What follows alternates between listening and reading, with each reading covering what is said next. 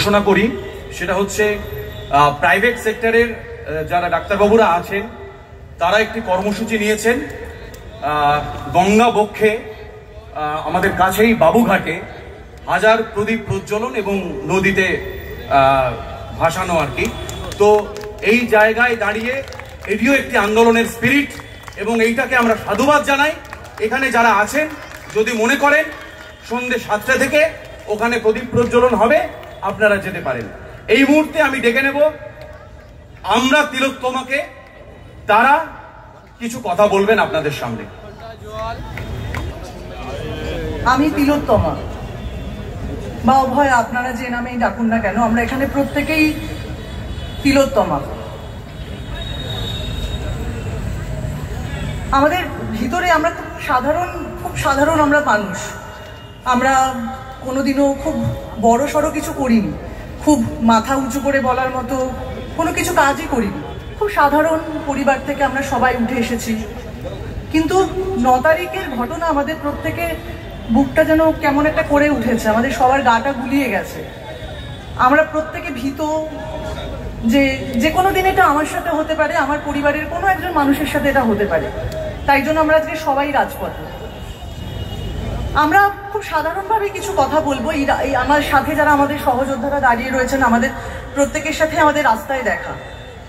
কোথাও গিয়ে আমাদের মনে হয়েছে যে আমাদের মধ্যে অনেক কিছু ভেতরে চলছে তো, কিন্তু আমাদের লক্ষ্য একটাই, আমাদের প্রশ্ন একটাই, যে কেন এতদিন হয়ে গেল আমরা কেন বিচার পাচ্ছি না। কিন্তু উল্টো দিকের কিছু মানুষ সবসময় আরেকটা প্রশ্ন করেছেন, তাহলে ইউপির ঘটনায় আপনারা কেন আওয়াজ তুলছেন না? আমরা যখনই বলেছি যে আমরা এই হুমকি সংস্কৃতি মানছি না, শুধু স্বাস্থ্য ব্যবস্থা নয়, শিক্ষা ব্যবস্থা, পাড়ার চাঁদা তোলার সময় আমরা এই হুমকি মানবো না। আমরা যা করবো, আমাদের সংবিধান আমাদের গলা তোলার আওয়াজ দেয়, সংবিধান আমাদের অনেক কিছুই অধিকার দেয়, আমাদের স্বাধীনতা দেয়। আমরা সেই স্বাধীনতা নিয়ে রাস্তায় থাকবো, আমরা স্বাধীনতা নিয়ে প্রশ্ন করব। আমরা তো কিছু চুরি করিনি, আমরা কোনোদিন চুরি করিনি, কারোর থেকে 5টা টাকাও নিইনি অকারণে। তাহলে আমরা কেন এরকম করে ভয় পেয়ে থাকবো? আমরা কেন আমাদের নিজেদের স্বাধীনতা নিয়ে থাকবো না? আমরা তো অনেস্টলি কাজ করি, যাই কাজ করি, আমরা প্রত্যেকেই বিভিন্ন পেশার সাথে এখানে যুক্ত, আপনারাও বিভিন্ন পেশার সাথে যুক্ত। তাহলে আমাদের কেন তো ভয় পেয়ে চলতে হবে? আমাদের আজকে রাজ্যের স্কুলগুলোর এরকম অবস্থা কেন হবে? উত্তরপ্রদেশ আমাদের জন্য মডেল রাজ্য নয়। আমরা পশ্চিমবঙ্গকে এমন একটা মডেল রাজ্য করবো যেখানে সারা ভারতবর্ষ দেখবে, আমাদের দিকে তাকিয়ে থাকবে, সারা ভারতবর্ষ বলবে এই তো পশ্চিমবঙ্গ এমন একটা রাজ্য যেখানে এই মানুষগুলো থাকে, তারা নিজেদের অধিকার নিয়ে থাকে। আমাদের খুব বড় বাড়ি চাই না, বড় গাড়ি চাই না, আমাদের কিচ্ছু চাই না। আমরা শুধু অনেস্টির সাথে মাথা উঁচু করে আমাদের শুধু মিনিমাম, প্রত্যেকটা মানুষের তো মিনিমাম কিছু জিনিস চাই, বলুন। বাসস্থান চাই, খাদ্য চাই, স্বাস্থ্য ব্যবস্থা চাই। তারপরে তারা বড় হয়ে বিভিন্ন পেশার সাথে যুক্ত হবে, তারা তাদের নিজেদের মেধা দিয়ে কোথায় পৌঁছবেন সে তো একজন শিশু। আমরা তো শিশুর জন্য, এই প্রজন্মের জন্য, পরবর্তী প্রজন্মের জন্য আমরা সবাই লড়াই করছি। আমরা যারা এখানে আছি, অনেক বয়স্ক মানুষ আছেন, আমার থেকে ছোটরা আছেন, আমাদের বয়সীরা সবাই রয়েছে। আমাদের অনেকটা সময় পেরিয়ে গেছে, কিন্তু আমরা লড়াইটা করছি আমাদের পরবর্তী প্রজন্মের জন্য। এই পৃথিবীকে আমরা তো একটা শিশুর বাসযোগ্য করে যেতে পারবো, না হলে আমরা কোথায় গিয়ে মুখ দেখাবো? আমাদের অনেকটা সময় চলে গেছে, আমরা চুপ করে থেকেছি। আমরা প্রত্যেকেই, যেখানে 5 জন মানুষ কোথাও কথা বলছে, রাস্তা গাড়িয়ে 5টা ছেলে, তা আমাকে যেন কোনো টন না করে, আমি পাশ কাটিয়ে চলে গেছি যে আমার জামাটা ঠিক করে, আমার জামা দিয়ে কিছু দেখা যাচ্ছে না তো, আমার শরীর দেখা যাচ্ছে তো, এইভাবে নিজেদেরকে ঢেকে রেখে আমরা প্রত্যেকে পাশ কাটিয়ে দিয়ে চলে গেছি। কিন্তু কোথায় কি হলো? এমন তো নয় যে আমার রাজ্যে, সারা ভারতবর্ষে কেন, পৃথিবীতেও তো কত ধর্ষণের ঘটনা ঘটেছে। কিন্তু আমাদের এবার যেন আমাদের সবার পায়ের তলা থেকে মাটিটা যেন সরে গেছে। আমরা দেখছি, আমরা যখনই প্রশ্ন করছি, অনেক রাজনৈতিক দল চলে আসছেন, তারা নিজেদের স্বার্থ সিদ্ধির জন্যই লড়ছেন। আমরা বুঝতে পারছি 2026 সামনেই, এই ইস্যুকে যদি কেন্দ্র করে তারা যদি একটা কোথাও পৌঁছতে পারেন, তাদের জন্য অনেক সুবিধা হবে। কিন্তু আমরা সেটা নাগরিকরা বুঝতে পারছি। তাই জন্য আজকে আমরা এখানে যারা এসেছি, কোনো রাজনৈতিক দলের আন্ডারে আমরা কেউ নই, কোনো পতাকার নিচে আমরা এখানে আসিনি, কোনো কিছু লোভে আমরা আসিনি। আমাদের এখানে আসা মানে আমাদের কিন্তু কোথাও গিয়ে আমাদের সারাক্ষণ ফেসবুকে, সোশ্যাল মিডিয়ায় আমরা কেন, আমাদের স্বপ্নাদের সবাইকে পেতে হচ্ছে। কিন্তু তারপরেও আমরা এখানে সাহস নিয়ে আছি, হাতে হাত ধরে আছি, তার কারণ আপনারা আছেন, আপনারাও আমাদেরকে দেখছেন। আমরা সবাই যদি একসাথে না থাকি, আমাদের লক্ষ্য যদি এক না হয়, তাহলে কিন্তু এই সংস্কৃতি, আর শুধুমাত্র আপনারা তো সবাই জানেন যে শাসক সেই শোষণ যন্ত্র। যে শাসক আমাদের কথা বলতেন, আমাদের বাড়ির নারীদের কথা বলতেন, সুরক্ষার কথা বলতেন, মানুষকে চাকরি দেওয়ার প্রতিশ্রুতি দিতেন, রাস্তায় নেমেছিলেন। যে শাসককে আমরা নিয়ে এসেছিলাম তারাই কোথায় যেন মানুষের থেকে আলাদা হয়ে গেল। যখন একটা কোনো বোধহয় গদি পায় মানুষ, বোধহয় তখন মানুষের কথা ভুলে যায়। গদির এমন একটা মোহ, এমন একটা কিছু আকর্ষণ আছে যেখানে সাধারণ মানুষের থেকে তারা দূরে সরে যায়। তারা ভাবেন আমরা অনেক উঁচুতে বসে আছি, আমরা বোধহয় ঈশ্বর, আর এরা বোধহয় সবাই আমার প্রজা। আমি যা বলবো সেই পুরোনো দিনে যেরকম শাসক দল যেভাবে নিজেদেরকে চালাতেন, জমিদারি প্রথা, রাজা রাজদের প্রথা, এখনো বোধহয় সেই রকম প্রথাই। আমরা ডিসিশন নিয়ে নেব, আমরা বলে দেবো এইভাবে চলবে, তারপরে বাকিটা এইভাবে চলবে। আমাদের কোনো কিছুই আর শির দ্বারা বোধহয় সোজা নেই। আমরা সবাই এই কথাটা, সাধারণ মানুষেরা এই সমস্ত রাজাদের কথা শুনবেন, কিন্তু এখন তো রাজা প্রথা বিলুপ্ত হয়েছে।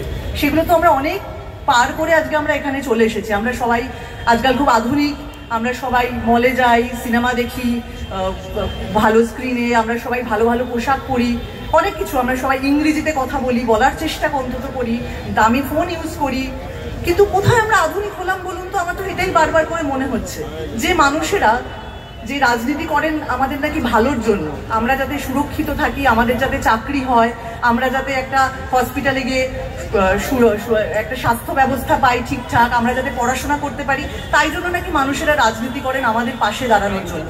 কিন্তু দেখুন আমরা আজকে কোথায় আস্তে আস্তে যেন কোথায় আরো নিচে তলিয়ে যাচ্ছি, আর তাদের বাড়ি আস্তে আস্তে প্রাসাদ অট্টালিকা হয়ে যাচ্ছে। আমার তো মনে হয়, আমার কেন, আপনারা সবাই বোধহয় আমার সাথে সহমত হবেন যে দেশে স্বাস্থ্য ব্যবস্থা তখনই ঠিক হবে যখন সেই দেশের মন্ত্রী নেতারা সরকারি হসপিটালে গিয়ে নিজেদের চিকিৎসা করাবে। সেই দেশ তখনই এগিয়ে যাবে তখন যাদের বাড়ির ছেলেমেয়েরা সরকারি স্কুলে পড়বে। তখনই আমাদের দেশ আরো বোধহয় উন্নত হবে, আমরা সত্যিকারের আধুনিক হওয়ার পথে এগিয়ে যাব।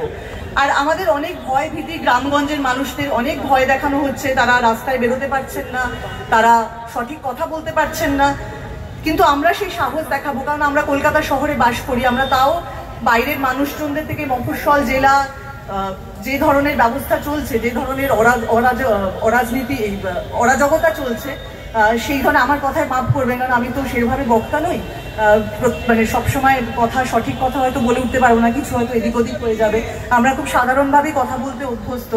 তো সেই রকমের অরাজকতা চলছে, তাই জন্য তারা হয়তো কথা বলতে পারছেন না, মুখ খুলতে পারছেন না, কিন্তু কোথাও গিয়ে সেখান থেকে হয়তো আমাদের একটুও আমরা সেখান থেকে ব্লেসড বলতে পারেন যে আমরা সেই কথাগুলো, এরকম একটা প্ল্যাটফর্ম পাচ্ছি।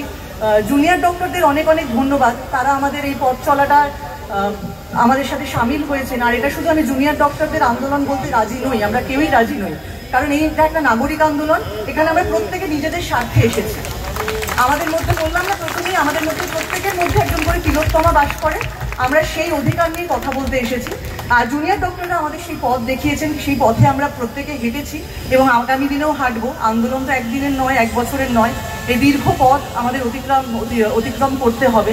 আর আমাদের যাই করা বোধহয় পরবর্তী প্রজন্মের জন্য, যেখানে শিশুরা নিরাপদ হবে, যেখানে শিশুরা স্কুলে যেতে পারবে, হসপিটালে যেতে পারবে। হ্যাঁ, আমাদের দেশে অনেক জনসংখ্যা, আমরা লাইন লাগাতে অভ্যস্ত, আমরা লাইনে দাঁড়াতে অভ্যস্ত, কিন্তু আমরা ঘুষ দেব না।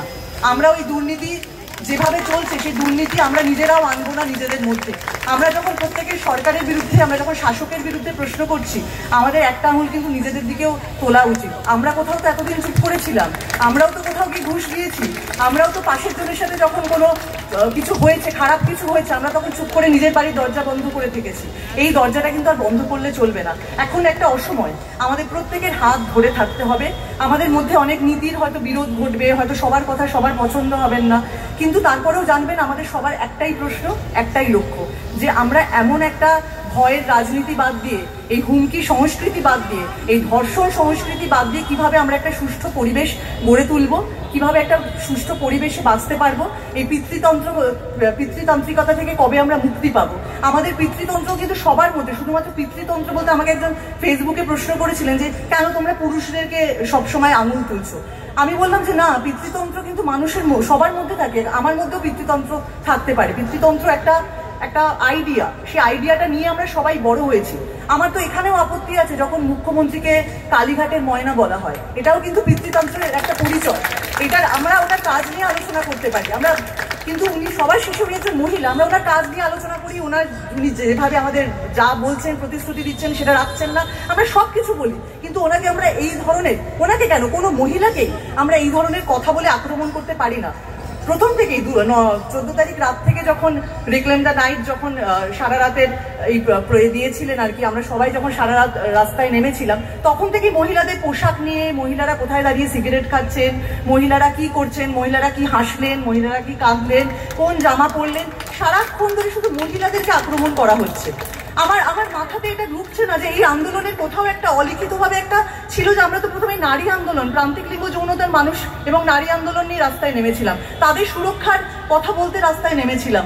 তাহলে কেন তাদেরকে তাদের পোশাক নিয়ে, যেমন আমরা যেন সবসময় শাড়ি আর সালোয়ার পরে থাকলেই আমাদের দিকে আর কেউ তাকাবে না, তাহলে যেন পরিবেশটা, আমাদের সমাজটা যেন পাল্টে যাবে।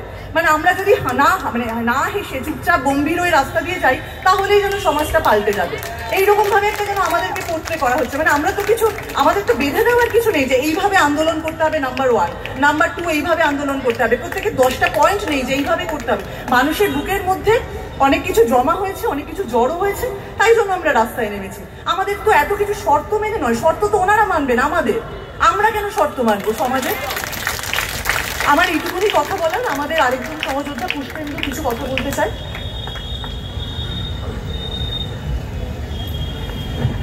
নমস্কার। প্রথমেই বলি, এই আন্দোলন সরকারি সিলেবাসের বাইরে। মনে রাখবেন, এই আন্দোলন রেফারেন্স হিসেবে ইউজ হবে ভবিষ্যতের জন্য। কয়েকটা প্রশ্ন করি। একটা স্বাভাবিক জিনিস এইভাবে চেয়ে নিতে হচ্ছে কেন? কেন এবছর পুজোয় শিউলি ফুলের গন্ধ নেই? কেন এই আশ্বিনে চারিদিকে বিপ্লবের সুর, দ্রোহের গন্ধ? বাঙালি তো ভুলে যাওয়া বিলুপ্ত প্রায় প্রজাতি বলেই এতদিন কানাঘুষো হয়েছিল। তাহলে আজ হঠাৎ রাত দিন এক করে, শির দ্বারা সোজা করে হঠাৎ সবাই মিলে পথে নামলো কেন? প্রশ্নগুলো সহজ, উত্তরও তো জানা। আচ্ছা, একটু ভাবুন তো, নিরাপত্তা আর দুর্নীতি শব্দ দুটো পাশাপাশি বসে। আপনাদের কি চাই? এই শব্দের কোনটা আমাদের অধিকার বলুন তো? কান পাতলে বুকের ধুকপুকানি বারবার বলছে নিরাপত্তা। থ্রেট আর মানবিকতা, এই দুটো শব্দ পাশাপাশি বসে। কোনটা বেশি জরুরি বলুন তো? নিজেদেরকে প্রশ্ন করতে হবে। একসাথে এত দূর এসেছি, আরো অনেক দূর যেতে হবে। দুটো ছোট কথা আগের দিন লিখেছিলাম। টাটকা আঘাত, বাসি রাষ্ট্র, ঘুম ধরেছে কোথায়? লড়াই হবে, লড়াই হবে, নিভিয়ে দেবে কেডায়। ভয় ভুলে, লজ্জা ভুলে এগিয়ে এলো যারা, তাদের চোখে দ্রোহের আগুন, ভাঙবে শিকল তারা। তিলোত্তমা কাঁদছে দেখো, কাঁদছে আশ্বিন ভাদর, মেরুদণ্ড সোজা তবু খেলা দেখাচ্ছে বাঁদর। এই বাঁদর খেলাটা আর চাই না। শিকল খুলে বাঁদরগুলো এখন মুক্ত হতে চাইছে। একে একে সবাই খাঁচা ছেড়ে বনবাসে যাচ্ছে। মানবিক সমাজ, মুক্ত সমাজ, দুর্নীতি মুক্ত সমাজ, এই রকম সমাজ কি আর ফিরে পাবো না? ভাবুন, ভাবুন। তবে ভাবা প্র্যাকটিস করার আর সময় নেই, এবার রাস্তায় নামুন। অলিগলি থেকে রাজপথ জুড়ে চলুক বিপ্লব, চলুক স্লোগান, চলুক আন্দোলন। We the people of West Bengal, we are not hopeless. আমরা হেল্পলেস ছিলাম, আর না, এবার সময় এসছে।